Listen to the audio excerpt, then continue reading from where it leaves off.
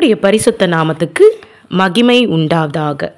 இன்றைக்கான வசனம் ஆதியாகமம் 1ஆம் அதிகாரம் அதில் இருக்கிற 27ஆம் வசனத்தை வாசிப்போம். தேவன் தம்முடைய சாயலாக மனுஷனை சிருஷ்டித்தார், அவனை தேவ சாயலாகவே சிருஷ்டித்தார், ஆணும் பெண்ணுமாக அவர்களை சிருஷ்டித்தார். ஹல்லேலூயா. மனுஷனை தேவன் சிருஷ்டித்தார். புரியுதுங்களா? மனுஷனை யார் சிருஷ்டித்தது? தேவனாகிய கர்த்தர் சிருஷ்டித்தார். எப்படி சிருஷ்டித்தார்? அவருடைய சாயலாகவே அவர் சிருஷ்டித்தார், ஆணும் பெண்ணுமாக அவர் சிருஷ்டித்தார். தேவன் சிருஷ்டித்தது என்னது? வானத்தையும் பூமியையும் சிருஷ்டித்தார்.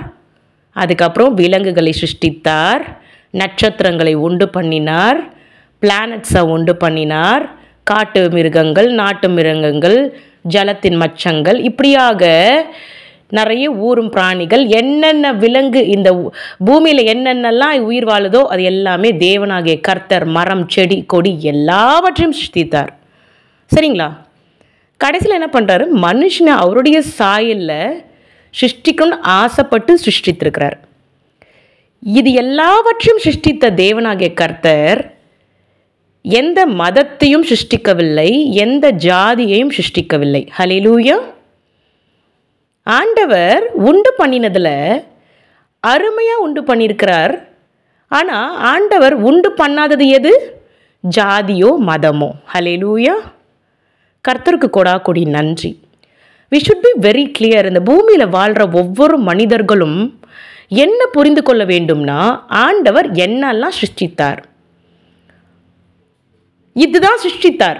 இப்போ நான் சொன்ன எல்லா காரியங்களும் ஆண்டவர் சிருஷ்டித்தார். ஆனால் எதை சிருஷ்டிக்கலை? மதத்தை சிருஷ்டிக்கலை, கேஸ்ட்டை சிருஷ்டிக்கலை. ஹல்லேலூயா. உயர்வு தாழ்வு இது போன்ற காரியம், வேற்றுமை, இப்படி ஆண்டவர் சிருஷ்டிக்கலை. ஆண்டவர் சிருஷ்டித்தது இவ்வளோதான்.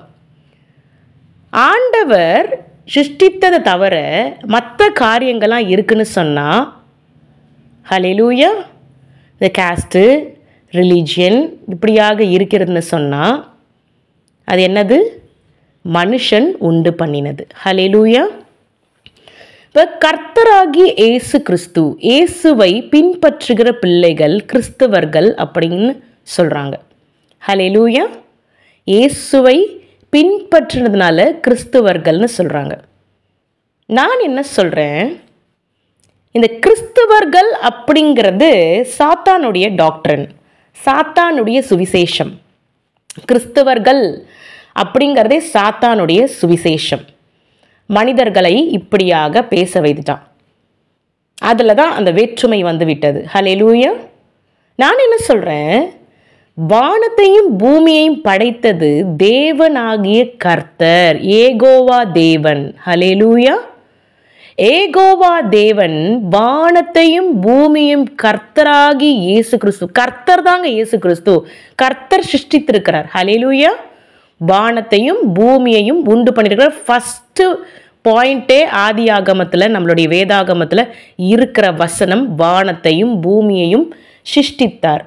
ஹெவன் அண்ட் எர்த், பரலோகத்தையும் அவர்தான் சிருஷ்டித்தார், பூமியையும் அவர்தான் சிருஷ்டித்தார். ஹல்லேலூயா.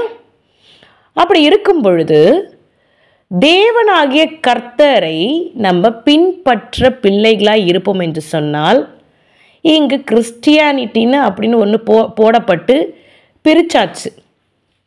இது எப்படி வந்திருக்கணும்? ஆதாம் ஏவாள் தான் ஃபஸ்ட்டு ஹியூமன் பீயிங்ஸ், மனிதர்கள் ஆண் பெண்ணுமாக படைத்தார்னு நம்ம இப்போ வசனத்தை வாசித்தோம். இப்போ இந்த வசனம் என்ன சொல்லுகிறது? அவருடைய சாயலில் படைத்திருக்கிறார், ஆணும் பெண்ணுமாக சிருஷ்டித்திருக்கிறார். இப்போது இந்த சிருஷ்டிப்பு எப்படி இருக்குது? ஆதாம் ஏவாள் அப்படியே தான் ட்ராவல் ஆகும். இங்கே எங்கேருந்து வருது? ஆதாம் ஏவாள் என்ன கேஸ்ட்டு, என்ன ரிலீஜன் அப்படின்னு இருக்கா? ஆதாம் ஏவாள் வந்து கிறிஸ்டியன் அப்படின்னு இருக்கா? கர்த்தரை தொழுது கொண்ட பிள்ளைகள், இப்படி வேணால் சொல்லிக்கலாம். சரிங்களா? இது போல் கேஸ்ட்டு மதம் அப்படிங்கிறது சாத்தானுடைய டாக்ட்ரின். சாத்தான் இப்படியாக சுவிசேஷத்தை மிஸ்யூஸ் பண்ணி இப்படியாக மனிதருக்குள்ள அந்த ஸ்பிரிட், சாத்தானுடைய ஏவின ஸ்பிரிட், ஏவுதல் இப்படி இருக்கிறதுனால இப்படி பிரிச்சுட்டா கர்த்தரை வழிபடாமல் தனியாக ஒதுங்கிடுவாங்க. நம்ம ராஜ்யத்தை நடத்தலாம், நம்ம மற்றவங்களெல்லாம் நாம் பார்த்துக்கலாம் அப்படின்னு சொல்லி பிரித்தது தான் இப்படியும் கேஸ்ட்டு, கம்யூனிட்டி எல்லாம். அதனால் நான் இந்த தினத்தில் ஒரு விஷயத்த சொல்கிறேன். இந்த வசனத்தை எதுக்கு தேர்ந்தெடுக்கிறேன்னா, ஜாதிங்கிறது ஒன்றுமே இல்லை. ஏன்னா ஆண்டவர் ஒரு மனிதன் ஒரு மனுஷியை தான் படைக்கிறார். சரிங்களா? இப்போ பேசிக்கொண்டிருக்கிற நானும் என்னுடைய முற்பிதாக்களின் சந்ததிப்படி எனக்கும் ஒரு ஜாதி இருக்கிறது. ஆனாலும் இந்த வேலையில் எனக்கு சின்ன வயதில் தான் நான் எங்கள் அப்பா கிட்ட கேள்வி கேட்பேன், இந்த ஜாதியெல்லாம் யார் கண்டுபிடிச்சது? இந்த ஜாதிங்கிறது யார் கண்டுபிடிச்சது? நல்லாவே இல்லையே, எல்லாரும் ஒன்று தானே, எல்லாருக்கும் உள்ள சிகப்பு கலர் தானே ரத்தம் ஓடுது அப்படின்னு சொல்லி. ஹல்லேலூயா. அதே போல் நிறைய பெயர்கள் ஜாதியினுடைய பெயரை அவங்களுடைய பெயருக்கு சஃபிக்ஸில் போடுவாங்க, பக்கத்தில் போட்டுக்குவாங்க. எப்படி டிகிரி போடுறாங்களோ அது போல் பக்கத்தில் போட்டுக்குவாங்க. இதெல்லாம் ஆக்சுவலி எதுக்கு போடணும்? ஒரு ஜாதியினுடைய பெயரை பக்கத்தில் போட வேண்டிய அவசியம் கிடையாது. இந்த ஜாதியே சாத்தானுடைய டாக்ட்ரின். இந்த ஜாதியே மனிதர்கள் இப்படியாக ஃப்ரேம் பண்ணினது. அப்போ எதெல்லாம் கர்த்தர் உண்டு பண்ணினாரோ அதெல்லாம் நிஜம், எதெல்லாம் கர்த்தர் உண்டு பண்ணலையோ, ஜாதி மதத்தை கர்த்தர் உண்டு பண்ணலை, அப்போ அதெல்லாம் யார் பண்ணினது? சாத்தானுடைய வேலையாய் இருந்தது. ஹல்லேலூயா. அப்போது கர்த்தரை வழிபடுகிற பிள்ளைகளாக இருக்கிற நாம எப்படி நடந்து கொள்ள வேண்டும்? No caste, no community, all are one. But we should make sure that we spread the gospel of Jesus. Hallelujah. இங்க ஜாதியை பரப்ப வேண்டாம், மதத்தை பரப்ப வேண்டாம். ஏன்னா நம்மளாம் யாருடைய பிள்ளைகள்? இயேசு கிறிஸ்துவின் பிள்ளைகள். அப்போ இயேசு கிறிஸ்துவின் பிள்ளைகள். இயேசு கிறிஸ்து அவர் எப்படி வாழ்ந்தார்? எல்லோருடையும் கூட வாழ்ந்தார், எல்லோருடையும் கூட இருந்தார், எல்லோருக்கும் நன்மை செய்தார், எல்லாருக்காகவும் ஜீவனை கொடுத்தார். இப்படியாக தான் நம்ம பழகணும்.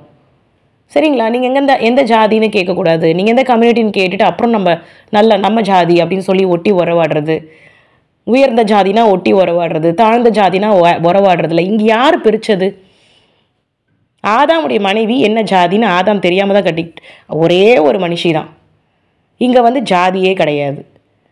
அப்போது ஆதாம் வழியாக வந்தவர்கள் கர்த்தருடைய பிள்ளைகள், இவ்வளவே தான். we are all sons of God. நம்மெல்லாம் கர்த்தருடைய பிள்ளைகள், அவருடைய சாயலின்படி படைத்திருக்கிறார் அருமையான தெய்வ பிள்ளைகளே. அதனால் இந்த நேரத்தில் நம்ம எல்லாம் புரிஞ்சு கொள்ளணும். இந்த வீடியோ எனக்கு ஐ திங்க் இட்ஸ் ரொம்ப முக்கியமான ஒரு வீடியோன்னு நான் நினைக்கிறேன். ஈவன் நிறைய கர்த்தரை ஏற்றுக்கொண்ட பிள்ளைகள், கர்த்தரை குறித்து போதிக்கிற பிள்ளைகளும் கூட அவங்களுடைய ஜாதியை சஃபிக்ஸாக போட்டுக்கிறாங்க. பெயர்கள் பக்கத்தில் சஃபிக்ஸாக போட்டுக்கிறாங்க. எப்படி ஒரு டிகிரி போடுற மாதிரி போட்டுக்கிறாங்க, போட்டுட்டு ஊழியம் செய்கிறாங்க. இது தேவையே கிடையாது. ஜாதியினுடைய பெயர் தேவை கிடையாது. அப்போது ஜாதியினுடைய பெயரை போடுறோன்னா நம்ம என்ன பரப்புகிறோம்? சாத்தானுடைய டாக்டரினை பரப்புறமே தவிர காஸ்பலை பரப்பலை. ஹல்லேலூயா. நம்ம காஸ்பலை பரப்புகிற பிள்ளைகளை, கர்த்தராகி இயேசு கிறிஸ்துவை குறித்து போதிக்கிற பிள்ளைகள்லாம் நம்ம எப்படி இருக்கணும்?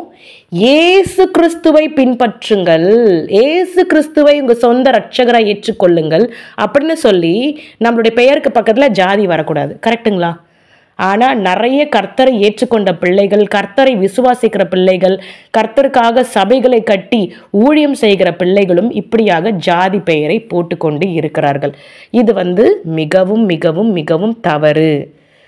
இதெல்லாம் பண்ணி பாருங்கள், கர்த்தருக்கு உங்களை ரொம்ப பிடிக்கும். கர்த்தர் இது போல் கேஸ்ட்டு சப்காஸ்ட் எல்லாம் உண்டு பண்ணியிருக்கிறாரா? கிடையாது. ஆண்டவர் அவருடைய சாயல் ஒரே மனிதனை படைத்து ஜீவ சுவாசத்தை கொடுத்து மூச்சு காற்றை கொடுத்து ஜீவாத்மாவானான். ஹல்லேலூயா. ஆதாம் எப்படி ஆனா? ஜீவாத்மாவானான். ஜீவாத்மா கர்த்தருடையது. அந்த ஜீவாத்மாங்கிறது கர்த்தருடையது. ஹல்லேலூயா. எத்தனை பேர் ஒத்துக்கிறீங்க? ஒத்துக்கிறவங்க இருக்கிற இடத்துல ஒரு ஹல்லேலூயா சொல்லுங்க. ஒரு சில பேர்கள்லாம் பார்த்தீங்கன்னா ஜாதி தெரியாத வரைக்கும் நல்லா பழகுவாங்க. ஜாதி தெரிஞ்சதுக்கப்புறம் மூஞ்ச தூக்கி வச்சுக்குவாங்க. ஜென்ரலாகவே நான் நிறைய இடங்களில் பார்க்குறேன். நான் படித்த காலேஜ், நான் படித்த ஸ்கூல்ஸ் இதெல்லாம் பார்த்திங்கன்னா தனியாக கேஸ்ட் செக்ஷனே இருக்கும். ஜென்ரலாகவே கேஸ்ட் செக்ஷன் இருக்கும். அப்போ நான் எங்கள் அப்பா கிட்டே கேட்பேன், எதுக்கு இந்த மாதிரி கேஸ்ட்டு செக்ஷன் இருக்குது? நாட் ரெக்வயர்ட், இது தேவையே கிடையாது, எல்லாம் ஒருத்தவங்க தானே, மனிதர்கள் தானே. உயர்ந்த ஜாதியாய் இருந்தாலும், ஹல்லேலூயா, உயர்ந்த ஜாதியாய் இருந்தாலும் தாழ்ந்த ஜாதியாய் இருந்தாலும் அப்படின்னு நமக்குள்ள ஒரு சிந்தனை இருக்குது. உயர்ந்த ஜாதி தாழ்ந்த ஜாதி அப்படின்னு சொல்லி ஒரு சிந்தனை இருக்குதுன்னு சொன்னால் நம்ம அந்த சிந்தனைகளை எடுத்து போட வேண்டும். அருமையான தேவ பிள்ளைகளே, நம்ம எல்லாம் என்ன? மனித ஜாதி, அவ்வளோதான். கர்த்தருடைய சாயலில் படைக்கப்பட்ட மனிதர்கள். ஹல்லேலூயா. உயர்ந்த ஜாதி தாழ்ந்த ஜாதி இப்படின்னு இல்லாமல் எல்லாம் சேர்ந்து மனிதர்கள் அப்படின்னு சொல்லி. ஒன்றும் இல்லை, நான் இப்போ வீடியோ வாய்ஸ் ரெக்கார்ட் பண்ணிகிட்ருக்கேன். எனக்கு ஆப்போசிட்டில் வந்து ஒரு கன்ஸ்ட்ரக்ஷன் வேலை போயிட்டுருக்கு. அங்கே இந்த கொளுத்துற வெயிலில் கன்ஸ்ட்ரக்ஷன் வேலை பண்ணி கொண்டு இருக்கிறாங்க. பயங்கரமான வெயில். தலையில் ஒரு துண்டு கட்டிக்கிட்டு இப்படியாக அந்த ஜெல்லி மிக்ஸ் பண்ணுறாங்க, எடுத்து போட்டுக்கிட்டு இருக்காங்க. மனிதர்கள். இப்போ நம்ம பார்க்குறோம், ஒரு தண்ணி கேட்குறாங்கன்னா தண்ணி கொடுக்கணும், அவ்வளோதான். நீ ஜாதியை சொன்னால் தான் நான் தண்ணி கொடுப்பேன்னா அது தவறு. கரெக்டுங்களா? செய்து கொண்டிருக்கிற மக்கள் யார்? மனிதர்கள். வேர்வை சிந்தி உழைத்து கொண்டு இருக்கிறாங்க. அப்போது உயர்ந்த ஜாதி தாழ்ந்த ஜாதின்னு இந்த சாத்தான் உண்டு பண்ணினதை நீங்கள் எப்படி அங்கே கொண்டு வருவீங்க? எல்லாம் மனிதர்கள். இது வந்து நாட் ஓன்லி இப்போ நான் சொல்கிற இந்த எக்ஸாம்பிளுக்கு மட்டும், உதாரணத்துக்கு மட்டும் இல்லை. எங்கே போனாலும் நம்ம எப்படியாக கர்த்தர்கிட்ட கொண்டு வரணும்னா, ஆண்டவர் உங்களை எப்படி படைத்திருக்கிறார்? அவருடைய சாயலின்படி, அவருடைய ரூபத்தின்படி படைத்திருக்கிறார். ஆணும் பெண்ணுமாக படைத்திருக்கிறார். நம்மெல்லாம் யாரு? கர்த்தருடைய பிள்ளைகள். we are all sons of God. ஏன்னா நம்மளுக்கு படைத்தது தேவனாகிய கர்த்தர். அப்படிதான் நம்மளுடைய சுவிசேஷம் இருக்க வேண்டும். கர்த்தர் ஜாதியையும் மதத்தையும் உண்டு பண்ணலை, இது சாத்தான் உண்டு பண்ணினது. ஹல்லேலூயா. அதனால் ஒரு விஷயத்தை விளங்கிக்கணும், தேவனாகிய கர்த்தர் நம்மோடு கூட இருக்கிறார். நான்லாம் என் பிள்ளைங்களுக்கு வந்து சொல்லி கொடுத்துருக்குறேன். சின்ன குழந்தைங்க தான், நம்ம கர்த்தருடைய சாயல்ல அவரை மாதிரி கேட்பாங்க. என்னம்மா நமக்கு கண்ணில் தெரிய மாட்டேங்கிறாரு ஏசப்பா, அடிக்கடி ஏசப்பா சொல்கிறீங்க, கண்ணில் தெரிய மாட்டேங்கிறாரு. அவள் சொல்லுவேன், சும்மா விளையாட்டுக்கு சொல்லுவேன், நம்மலாம் பாவிகள் தானே, அதனால நம்ம கண்ணுக்கெலாம் தெரிய மாட்டார் அப்படின்னு என் குழந்தைங்க கிட்ட நான் சொல்லுவேன்.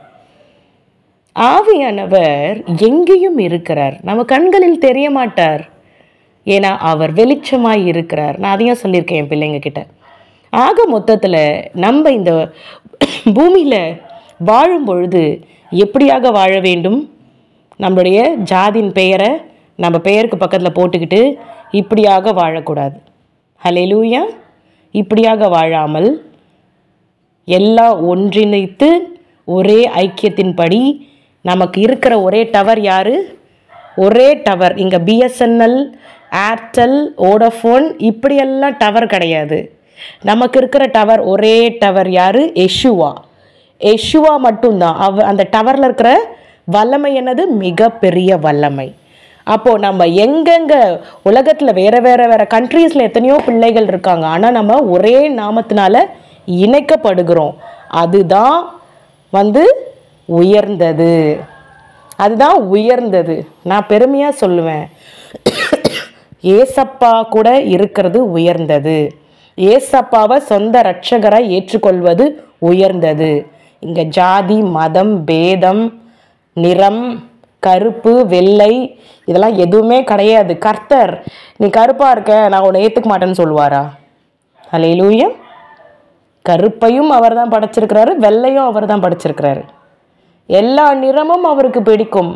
அவர் பார்க்கறது இருதயத்தை தான்.